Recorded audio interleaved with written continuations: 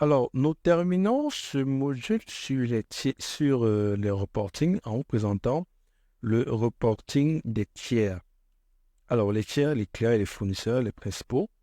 Si on veut faire un reporting pour eux, qu'est-ce qu'on fait? Alors, déjà, si je veux connaître mes tiers, si je veux connaître leur situation commerciale, déjà, en principe, à partir de façon globale, si je veux avoir leur statistique commerciale de façon globale, je peux venir à analyse client, à rentabilité là, et je verrai les clients qui rapportent le plus en termes de marge ou en termes de chiffre d'affaires. Mais si je veux faire une autre analyse, je veux avoir, par exemple, je suis chez les clients et ça s'applique aussi pour les fournisseurs, hein, c'est la même chose. Si je veux connaître, par exemple, la situation comptable, là voici, j'ai mon solde là, je peux l'imprimer en demandant un extrait. Je peux l'imprimer, pardon, qu'est-ce que j'ai fait? J'imprime, je peux choisir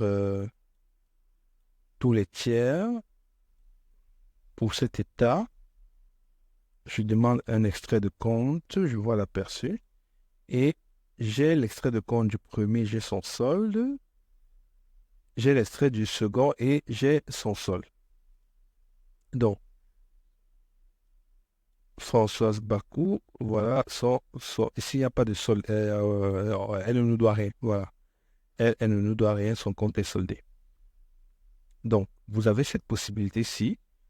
Si vous voulez apprécier la situation commerciale, individuellement, vous l'avez. Si c'est de façon globale, vous l'avez vu à partir du menu, comment on peut faire.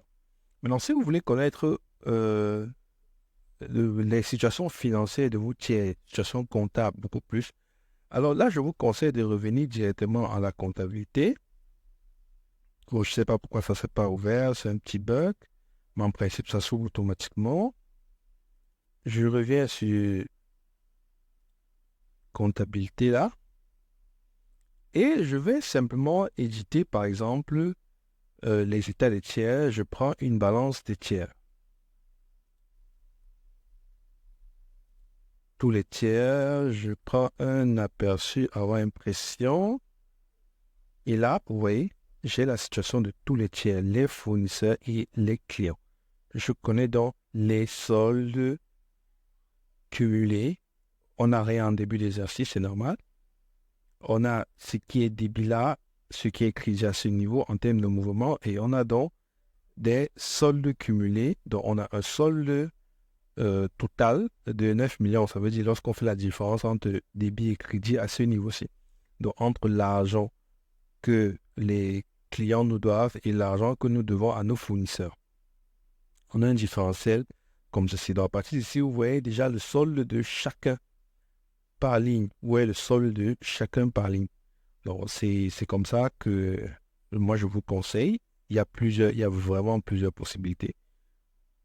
Il y a vraiment plusieurs possibilités. Si vous voulez un grand livre, vous pouvez. Là, ça vous donne des éléments, ça vous permet de faire une lecture élément par élément.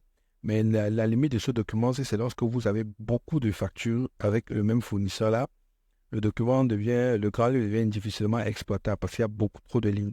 Et c'est là où la balance qui vient un peu de façon récapitulative est plus intéressante. Alors, je vous ai présenté les différents états, différents reportings qui sont disponibles, à part ce que je vous ai présenté. Vous avez la possibilité d'avoir plusieurs autres options.